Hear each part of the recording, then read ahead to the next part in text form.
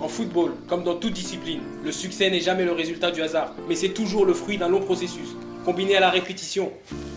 Le succès est donc le franchissement d'une succession d'étapes, en direction d'un but précis. C'est exactement ce que pense Cristiano Ronaldo, qui selon lui, une carrière réussie doit nécessairement passer par cette étape. Mais laisse-moi te parler de certains de ses secrets maintenant. Laisse-moi te parler de certains de ses secrets. Premièrement, tu dois croire en toi-même. Tu dois croire en toi-même. De nombreux joueurs rêvent d'avoir une belle carrière, de rejoindre d'immenses clubs, de remporter de nombreux titres au cours de leur carrière professionnelle. Mais pour la majorité des cas, il y a très peu de chances que cela se produise. Pourquoi ? Parce que le succès peut faire peur au début, et de nombreux joueurs ne croient pas assez en eux-mêmes, en leur qualité ou en la possibilité d'accomplir de grandes choses. Pour réussir sur et hors du terrain, tu dois croire en toi-même et te battre pour réaliser tes rêves. Tu ne le sais peut-être pas, mais la majorité des joueurs et des personnes qui réussissent dans la vie, que cela soit dans le football ou autre, ont très certainement au moins une chose en commun. C'est la confiance en soi. Ce sont probablement les personnes les plus confiantes que tu puisses rencontrer.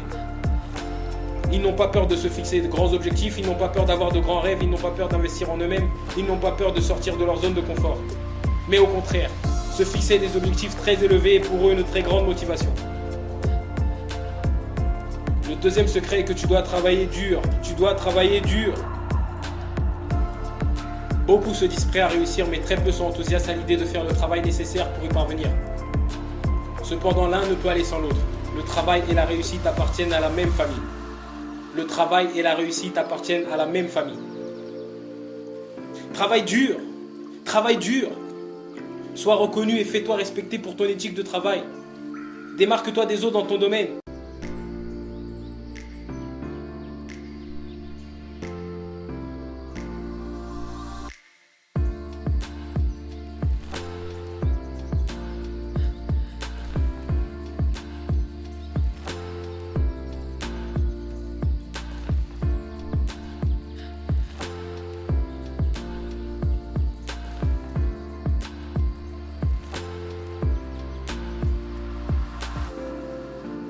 Si tu tombes ou échoues, relève-toi. Si tu tombes ou échoues, relève-toi et travaille encore plus dur. Ne considère pas l'échec comme ton résultat final. Ne considère pas l'échec comme ton résultat final.